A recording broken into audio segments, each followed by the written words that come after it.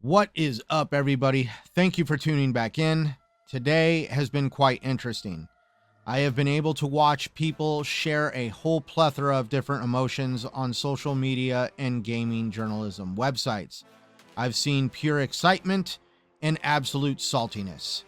People have been reaching for all sorts of answers to what has taken place, and we're going to kind of discuss a little bit of what's got everybody kind of up in arms, because Xbox had an amazing show, at least in my opinion, and a vast majority of other people that are telling that this, some people want to say it was an 8, some people want to say it's a 10. I'm just going to say it was damn good. I want to tell you mainly what I'm excited for, because I'm pretty sure you've already either A, watched the show, or B, gone on a website somewhere and read an article and have already determined what is for you and what you want to be excited for. But let's really also face it, Xbox really showed a lot. I mean, an absolute lot. They took every single first-party studio game that they had at their disposal, loaded them in the clip, and decided to dump the whole clip out on stage, giving us an amazing amount of first-party studio offerings. Let's start off with how the show started off. We got to see Playground Games' Fable finally revealed outside of the trailer that took place a few years ago.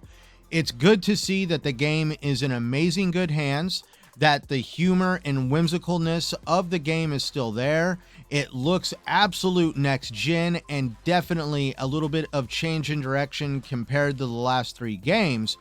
But it also had just a smidge of gameplay that a lot of people are trying to deny that was even there. We got to see just like a second of combat and a second of the character walking through a village. The entire trailer was not just CG. Don't let anybody try to tell you otherwise. In Exile also came out and announced their next project with Clockwork Revolution, a steampunk/Bioshock-esque title that is a first-person shooter. And if you are unfamiliar with In Exile, they are more commonly known for doing Wasteland 3, which is a totally different style of game. So when it comes to both Playground Games project and In Exile's project, this is what I love about the Xbox brand. Phil Spencer is willing to let a development studio think outside the box and pursue ambitions of different forms of game development in the gaming industry, and he just doesn't want to shoehorn them into creating games that they are mostly known for. Now, we also did get other stuff announced that we already knew was coming. We have Forza Motorsport coming this October, Starfield this September. Avowed finally got another trailer showing that it's coming in 2024. Compulsion Games also finally revealed their next title with South of Midnight. Awesome looking game, very interesting concept. I suggest you go check out the trailer if you haven't seen it. But we're also seeing Senua's Saga Hellblade 2 coming out next year as well. We're also going to see Fallout 76 get another expansion, this time with it taking place in Atlantic City. Sea of Thieves is getting a Monkey Island crossover event. Microsoft Flight Simulator is getting some interesting DLC from the movie Dune and the grasshopper chopper looking thing that was in the movie. And we also are getting a new Xbox Series S launched. The fans demanded it. Xbox heard it. The Xbox Series S is getting a hard drive upgrade with a new model coming out that is going to have a 1 terabyte hard drive. Outside of the amazing amount of first-party studio titles that were shown, we also saw a great amount of third-party titles shown as well. Ubisoft came out and showed the Star Wars title that they were rumored to be working on, with Star Wars Outlaws coming next year. This is a little bit of a double whammy for me, because finally we get to see a developer outside of EA that's allowed to make a Star Wars game. And of course it's a Star Wars game, so I'm gonna love it anyways. Keanu Reeves was there showing off CD Projekt Red's Cyberpunk 2077 next expansion, Phantom Liberty, with a trailer and a reveal date for this September. It should be noted, though, that this expansion will only be available on Gen 9 consoles like the Xbox Series S and the Series X. We saw Xbox also pushing forward and creating stronger relationships with Eastern developers like Atlas Games, with Persona 3 Reload and Persona 5 Tactica being shown on stage, We also got to see Sega come out and show Like a Dragon Infinite, and we also did think that Capcom and PlayStation were extremely buddy-buddy, especially with all the Resident Evil advertisements on the PlayStation side. But we can now see that there is also a strong relationship between Xbox and Capcom, because Capcom came out and revealed Path of the Goddess on today's show. So it really does seem that not only is the relationship strong with Xbox, but they are just as good of partners with Capcom as PlayStation is. But today's show also showed once again that there is a little bit of a relationship waning between PlayStation and another developer. I won't get into all the dramatic reasons why, but let's face it, you probably know, and that is Activision.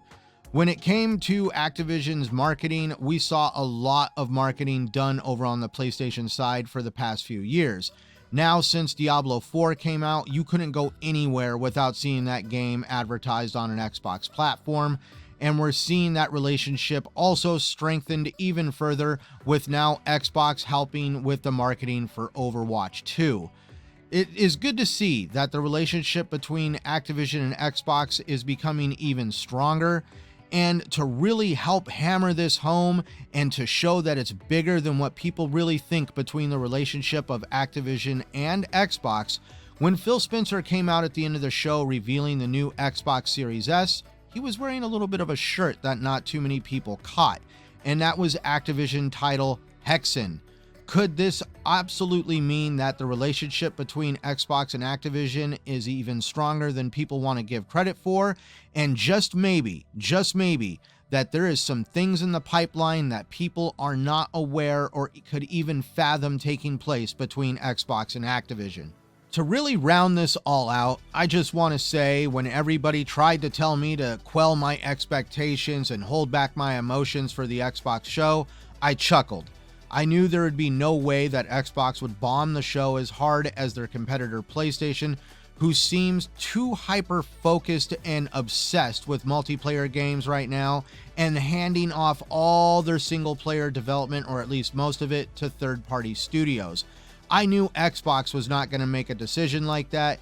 I've also known for a long time now that Xbox has been crafting great first-party studio title games behind the scenes, and not for 1 second did my pride in the Xbox brand waver.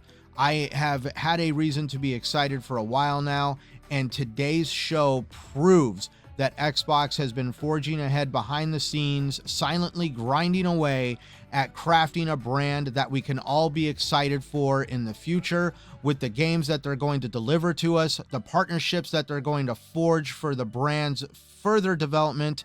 And let's just face it, I really do know that they're going to be giving Sony a run for their money.